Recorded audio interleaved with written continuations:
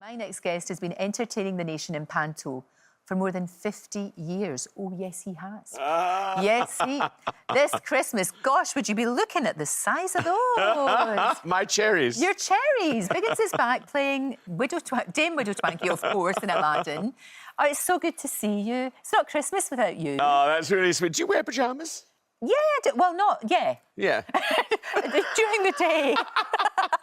Not in bed. Not in bed, but during the day, I do like spending all Christmas Day in your pyjamas. I know. It's lovely. The first thing I do whenever I get home is take my trousers off. Totally. Because I can't bear. So I walk around in my boxers, and then the doorbell goes, someone delivers something, and I'm there in the boxers. It's wonderful. Like, yeah, it's very good. Anyway, no, Christmas is lovely, Christmas is fantastic. There you are, Widow Twanky. How's it going? It's going really, really well. We've got great people in it. We've got Ricky Jays, who I've worked with before, a wonderful comedian, and a wonderful new ventriloquist called Max Fulham, who is young and very talented and very good. Oh, it's great. And it's really good to see people coming through the ranks. It is, Through the ranks, that's good. Now, look, if not everybody can go see you, where are you in the panto? I'm at the Churchill Theatre in Bromley. Excellent. Now, look, if you're not living in that area, where else can you go see a panto? What are your picks? Well, I recommend, first of all, Darlington Hippodrome, which I started my career in a pantomime there. Right. And this year they've got Jack and the Beanstalk with Shirley Ballas. Fantastic. Yeah, who looks gorgeous there, doesn't she? I think she'll bring a lot of Strictly something or other in her pantomime. And then we're going over to Milton Keynes Theatre, which is another lovely theatre with Joe Pasquale and Lee Mead. Oh, lovely Lee. He's just left Holby, of course. He left Holby last week. Has he left it for good? No, he'll come back. Oh, he's come back, right, good. But I'm just saying that because I want him to come back. And then more Strictly now, we move on to the Opera House in Manchester, where we've got Craig Revel Horwood doing Snow White and the Seven Dwarfs. Well, can I just say, he looks amazing as a girl. Yes, he does. That looks like his really evil sister. Yes. Talking of which, of course, you did your wonderful drag. Oh, it was... What about Ugly Sisters for us? Let's be. Because somebody actually very kindly said to me that I did look like, and I took that as a huge compliment. They said you look like Christopher Biggins in panto. No. And I said, well, thank you very much. I thought you looked wonderful. That is very funny. I love it. I love it. Absolutely loved it. Next one, we're going over to Belfast, to the Opera House there. No, legend. Oh, May is just... May McFetteridge is the most wonderful pantomime. I'm furious, though, because I've always wanted to go to the Opera House, Belfast. Right. And he stays there every year. So, yeah. I've tried to kill him, poison, do everything.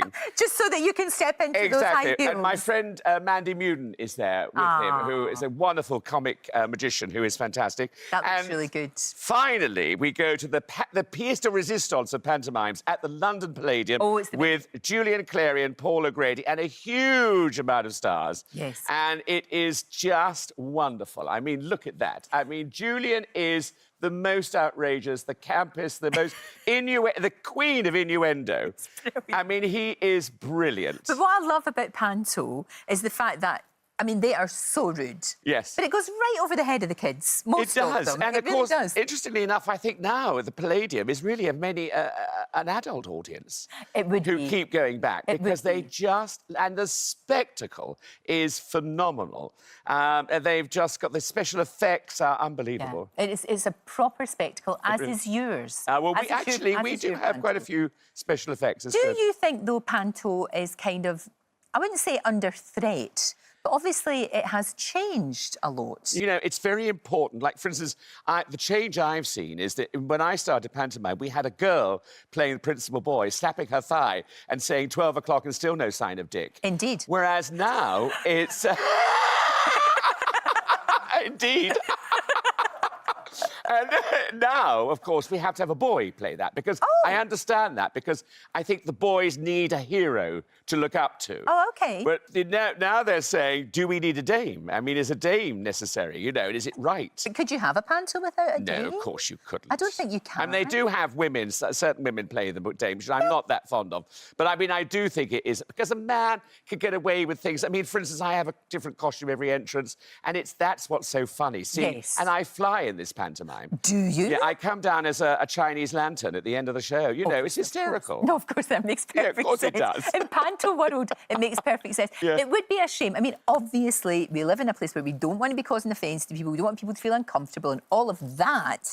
Having said that, it's, you know, it's funny. Panto is funny, and as long as it's not being offensive, and I don't think it is. No, not in any way at all. It is fun. And, you know, I go out there, like the other night I went out, and there were 3 women on the front row with babies in their arms, one breastfeeding. Right. You know, and that's what it's all about. It's all about the whole family. They're next to the grandparents and all that sort of... It's wonderful. And people should feel really comfortable and just really enjoy it. And like they said, kids will get the jokes on one level. Exactly. It's like Morecambe and Wise. When I was a kid watching Morecambe and Wise, my mum and dad would be laughing at some of the things they're saying. I'm not quite sure why, but you just laugh anyway, but you don't get it. And now, of course, you do. You absolutely I think it's been very good if we do pantomime next year, the two of us. Yeah, I think it'd be marvellous. Yeah, we could be perfect sisters. Oh, OK, I think it would work very well. And I think I would be, as an ugly sister, I would need no makeup. Just give me the wig and I'm ready. I think it'd be great fun. It'd be marvellous. Let's make it happen. We'll do it. Let's make it happen.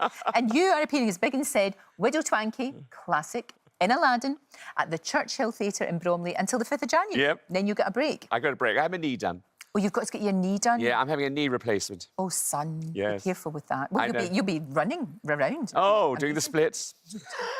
Thank you, Flower. And Merry Christmas.